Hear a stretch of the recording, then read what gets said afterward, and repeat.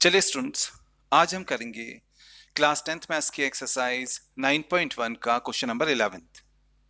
Question में हमसे कहा गया है एक टावर है जो कि वर्टिकली स्टैंड करता है एक कैनाल के एक बैंक पर। तो ये एक कैनाल है, कैनाल यानी कि नहर है ना। तो ये एक नहर है, एक कैनाल है, इसके एक बैंक पर एक टावर वर्टिकली स्टैंड करता है। ठीक है, जब हम इस कैनाल के दूसरे बैंक से टावर के टॉप को देखते हैं, टावर के टॉप को देखते हैं तो एंगल ऑफ एलिवेशन बनता है 60 डिग्री। ठीक है, जब हम इस दूसरे बैंक से 20 मीटर अवे जाते हैं, दूर जाते हैं, ठीक है, इस टावर से 20 मीटर और अवे जाते हैं तो यहां पर एक और पॉइंट है। तो जब हम इस पॉइंट से टावर के टॉप को देखते हैं तो एंगल ऑफ एलिवेशन बनता है 30 डिग्री। तो क्वेश्चन बहुत ही सिंपल है। एक टावर है, ठीक है, ये टावर है, ये जो टावर है ये टीवी टावर है, टीवी वाला टावर है। ठीक है, एंड ये जो यहां पर है ये कैनाल है, ये नहर है, नहर के दो किनारे हैं, दो बैंक्स हैं। एक बैंक पर टावर जो है वर्टिकली स्टैंड करता है। जब हम दूसरे बैंक से टावर के टॉप को देखते हैं तो एंगल ऑफ एलिवेशन बनता है 60 डिग्री। फिर जब हम इस बैंक से 20 मीटर और दूर जाते हैं इस टावर से, ठीक है, और दूर 20 मीटर जाते हैं, ठीक है, तो एक और पॉइंट है वहां पर। वहां से जब हम टावर के टॉप को देखते हैं तो एंगल ऑफ एलिवेशन बनता है 30 डिग्री। तो हमने बताना है कि जो ये कैनाल है इसकी विड्थ कितनी है एंड जो ये टावर है इसका हाइट कितना है। तो चलिए सपोज कर लेते हैं कि इस टावर का हाइट है h, स्मॉल h, एंड जो ये कैनाल है, ये जो नहर है, इसकी विड्थ है x, यहां से यहां तक ये x है। ठीक है, अब नेमिंग भी कर लेते हैं। यहां पर लिखते हैं a, यहां पर b, तो a b हो गया हमारा टावर, एंड कैनाल के दूसरे बैंक पर जो ये पॉइंट है इसे c मान लेते हैं, एंड 20 मीटर दूरी पर जो ये पॉइंट है इसको हम मान लेते हैं d। ठीक है, इस वाले पॉइंट से 20 मीटर दूरी पर जो पॉइंट है उसको मान लेते हैं d।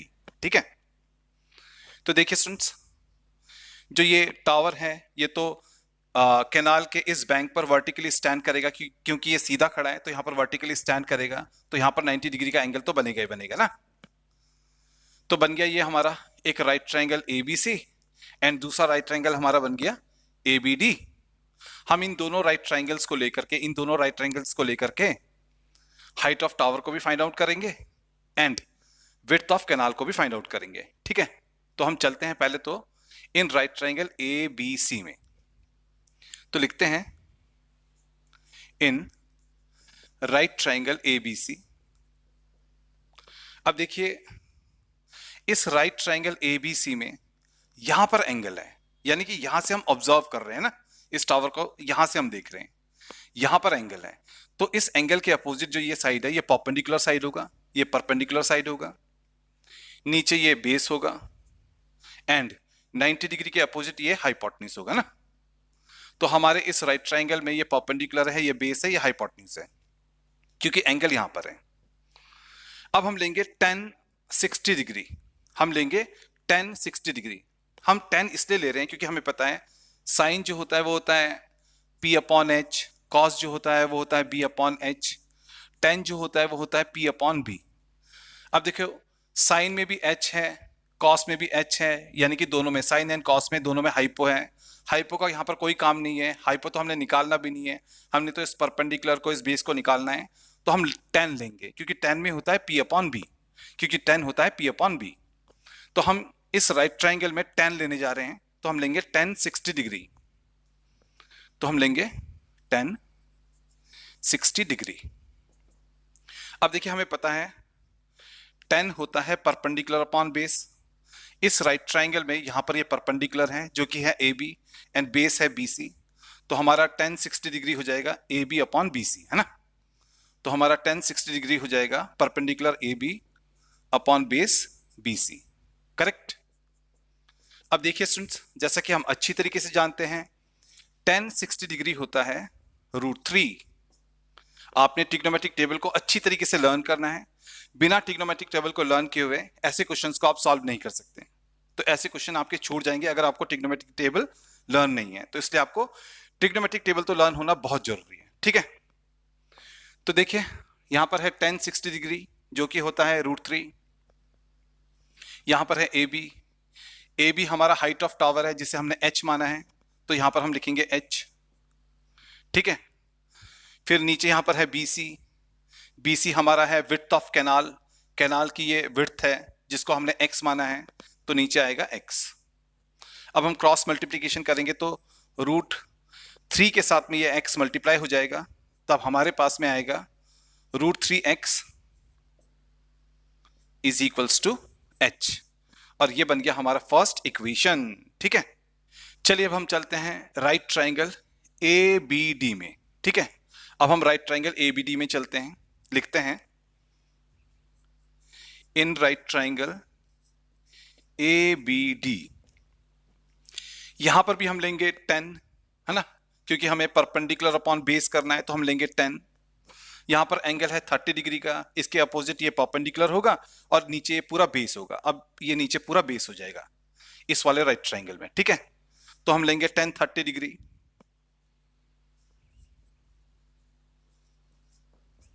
टेन होता है परपेंडिकुलर अपॉन बेस, यहां पर परपेंडिकुलर है AB, बेस है BD, तो हमारा 10 30 डिग्री हो जाएगा AB अपॉन BD। अब देखिए स्टूडेंट्स, जैसा कि हम अच्छी तरीके से जानते हैं 10 30 डिग्री होता है 1/√3, ठीक है। अब देखिए यहां पर है AB हमारा है हाइट ऑफ टावर जो कि है h, तो AB की जगह पर आएगा h, एंड नीचे यहां पर है BD, ये देखिए ये है पूरा BD, तो BD हमारा कैसे बनेगा, BD हमारा बनेगा x + 20 मीटर, ठीक है। क्योंकि BC x है, CD 20 मीटर है, तो हमारा BD हो जाएगा x + 20 मीटर। तो हम लिखेंगे BD को x + 20 मीटर को हम बाद में लिख लेंगे, ठीक है। यहां पर भी हम क्रॉस मल्टीप्लीकेशन करेंगे, ठीक है। तो हम क्या करेंगे, यहां पर हम x + 20 से 1 को मल्टीप्लाई करेंगे, तो लेफ्ट हैंड साइड में हो जाएगा x + 20। अब हम √3 से क्रॉस में h को मल्टीप्लाई करेंगे तो हो जाएगा राइट हैंड साइड में √3h, ठीक है। एंड ये बन गया हमारा सेकंड इक्वेशन। चलिए अब हम आगे सॉल्व करते हैं क्वेश्चन को। अब हम इस फर्स्ट इक्वेशन से जो ये h का वैल्यू है, इसे हम सेकंड इक्वेशन में पुट करेंगे h की जगह पर, ठीक है। तो हम फर्स्ट इक्वेशन से h का जो ये वैल्यू है इसे हम h की जगह पर सेकंड इक्वेशन में पुट करेंगे, तब हमारे ये इक्वेशन हो जाएगा x + 20 is equals to, x + 20 यहां पर है लिख लिया हमने, यहां पर है √3 तो लिखेंगे √3, फिर यहां पर है h हमने निकाला है फर्स्ट इक्वेशन में, h हमने निकाला है √3x, तो h की जगह पर आएगा √3x, ठीक है। अब देखिए यहां पर है x + 20, अब देखिए √3 × √3 हो जाएगा यहां पर 3, और x तो है ही है, तो √3 × √3x हो जाएगा 3x।